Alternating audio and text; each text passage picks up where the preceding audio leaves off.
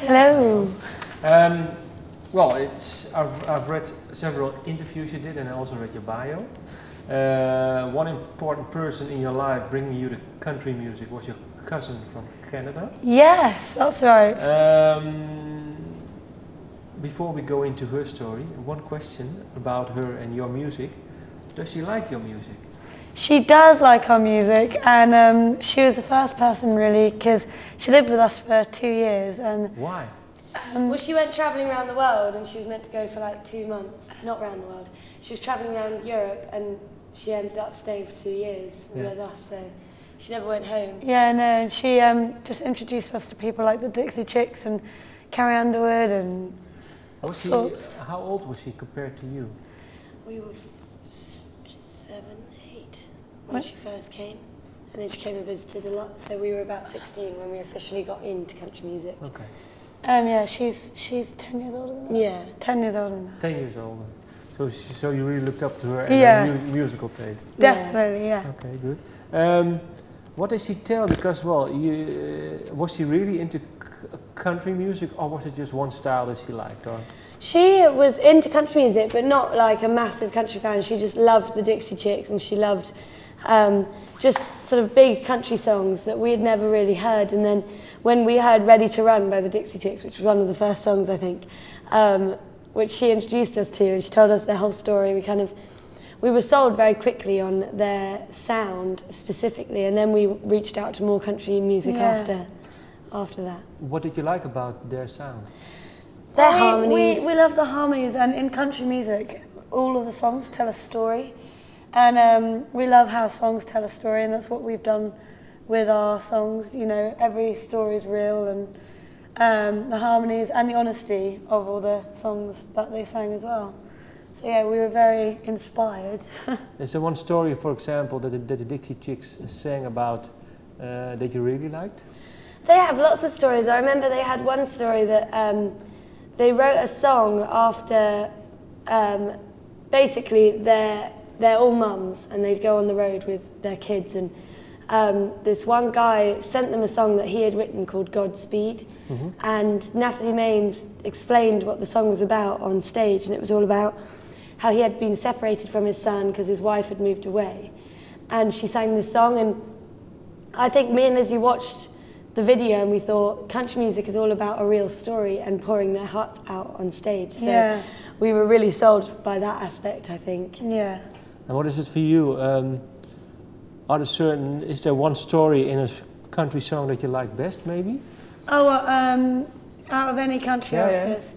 There's so many stories, but I do love going away from the Dixie Chicks. Loretta Lynn has so many stories, and she sings a song called Coal Miner's Daughter, and it's all about her life growing up. And she left home when she was 13. Obviously, it was a long time ago. It was in the 1930s. So, and married and stuff. And she's got all these stories. She grew up on a coal mine with her dad, being a coal miner.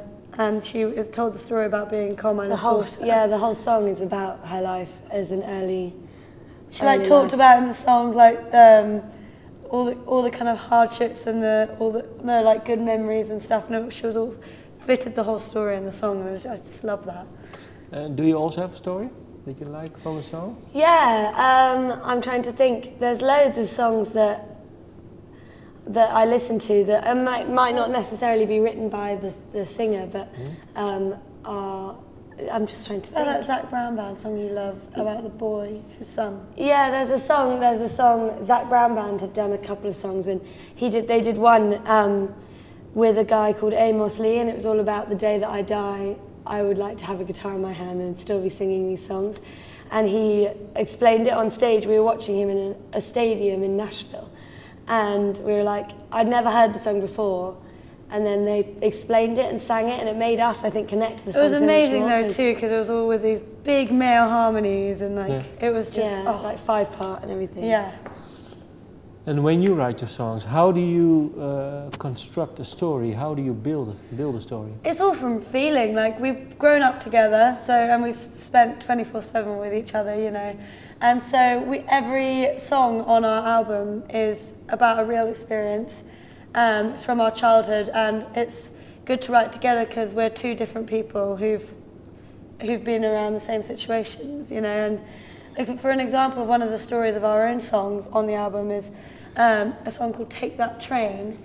It's all about how I met a complete stranger on the train, and she ended up telling me her whole life story, and it was very tragic, and I just came off the train going, oh my gosh, I just can't believe that happened.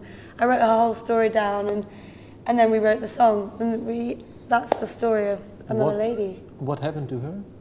I have no idea. No, but I mean, what? Oh, sorry, the story. What did she tell? Yeah, the story. What's the story? Her story was basically I came onto the train and I was just, you know, minding my own business, and it all started with her showing me a picture of her daughter, and then she told me that, you know, it's a story about she has another daughter who she had when she was 17, and she was a 70-year-old woman, and at the time she was a single mum, and she had her baby taken away from her when she was 17, and she was on the train to see her daughter. She was on the train to see that daughter who she hadn't seen, who she hadn't brought up, because the baby was given to the dad's older brother. I'm trying to remember, sorry, older brother, because he was an older, you know, and that was the whole story. And yeah, and she was telling me this story, and it was just like, wow.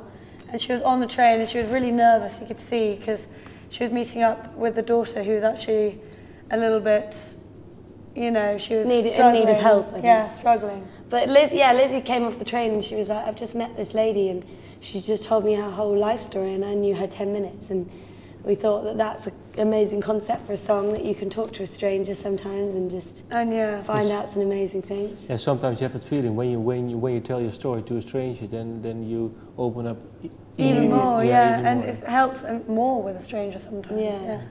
Yeah. You said, well, you grew up together, and you have different perspectives on a story that you shared. Is there one story from a song that you had different perspectives on, that you worked into a song? Yeah, sometimes we'll both go into a session, and Lizzy will come up with a melody, and we'll be thinking about a concept of the song. Mm-hmm. And we'll have the same concept but different outlooks on it, which sometimes helps. Sometimes the concept completely changes. Which is why we love co-writing, because you write a song with someone who shares a similar experience, let's say a heartbreak or something, but it's a totally different kind of experience, even though it's the same, which makes, I think, the song have more dimensions and more layers to it. Mm. Can you pick one song that you had different perspectives about? Ooh, which song with a different perspective? Maybe I think Push for the Stride. Okay, When we were first writing it, Catherine came up with it, because we grew up riding horses, and our dad used to tell us to push for the stride before jumping the fence, and that's how Catherine came up with it, and she was like, that's a really cool line to say, pick yourself up when you're down before, you know, if you're having a bad day.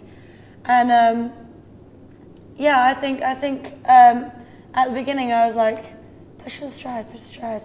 And we had different perspectives, and like I had different ideas to go with, you know, what a bad day kind of, my perspective of a bad day, and then Cass's perspective of a bad day, and the kind of hook line push for the stride. I think that's one of the songs. What is your perspective of a bad day and yours? Oh, I think we both have different perspectives in general, just because we have different interests, but I think most people have the same perspective of a bad day in general, but like different specifics. You wake up and everything's going wrong, your coffee's cold in a broken cup, you know, and then you just miss the train, you miss your bus, and I think it just feels like you're falling downhill by mud, yeah. And then you feel like everything's going wrong. So, and then you just got to look at the positives of that instead of the negatives. That's what that song's all about. The album is called From Where We Stand, but there's also a song on the album From Where I Stand. Yes. Well, what's that song about, and how come the album title is called From Where We Stand? The song is about a divorce and from the child's point of view, and we experienced it firsthand, and we felt like it's a song that